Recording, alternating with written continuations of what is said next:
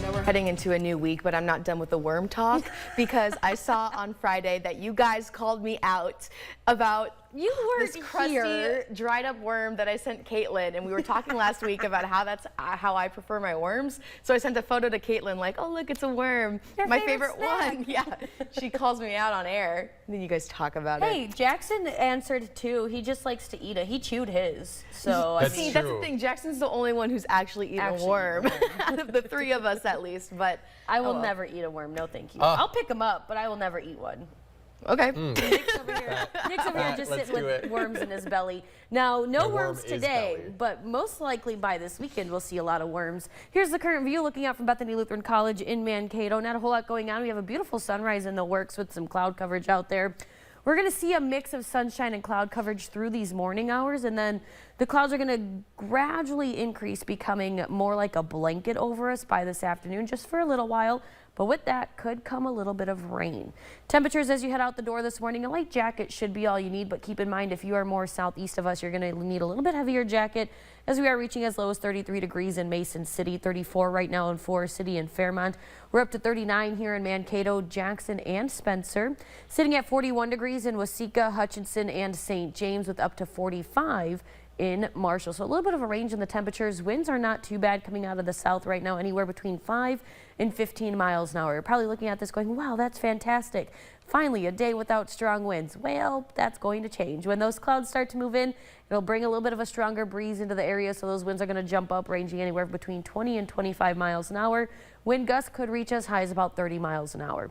Satellite radar imagery showing that those clouds have been moving in since the late night or overnight hours.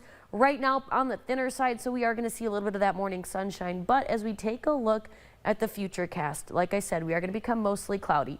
And then anytime really between 12 and about 3-4 o'clock this afternoon, we have a chance for some light showers.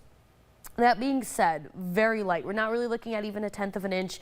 On the high end, maybe 1/10 of an inch in portions of the area. But here, not a whole lot of rain as far as accumulation goes. However, if you did put your deck furniture out yesterday following the rain that we had going into the weekend, you might want to either make sure you cover it or take your cushions back in before you head out the door this morning, because it will be enough rain that it could soak your furniture and leave it wet for a while.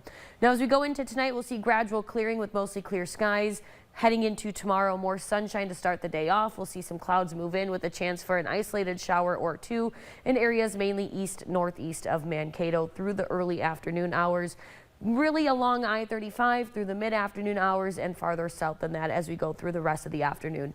Very minor rain chance as of right now. Like I said, for us tomorrow, we're looking at maybe a shower in the area, if that.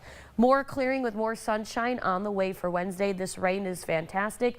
We are still seeing improvements around the Twin Cities area with no longer drought conditions. However, if you're up in that way and you're going to look at the lakes up there, you're going to notice that the lakes are still dry or lower than where they should be as far as their height goes.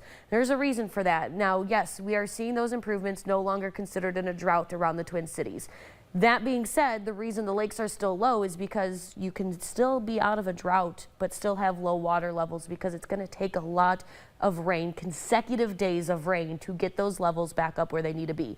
But just because the levels of the lakes and the ponds are low does not mean we are no longer in a, or does not mean that we are still in a drought. So it's kind of confusing, but it does mean that yes, we're out of a drought, but you're still going to see low water levels. It is Earth Day today. Some afternoon showers possible. You can get out there and clean up some of the environment if you wish. High of 69 degrees by this afternoon. Tonight, gradual clearing, but staying cool with a low of 44 degrees by tomorrow morning. Here's a look at your extended forecast. We're looking at more frost likely tomorrow night into Wednesday morning with a low of 33 degrees. After that, temperatures are going to be much warmer going into the rest of the upcoming weekend and next week, with 50s and 60s on the way, mixed with some scattered showers and possible thunderstorms.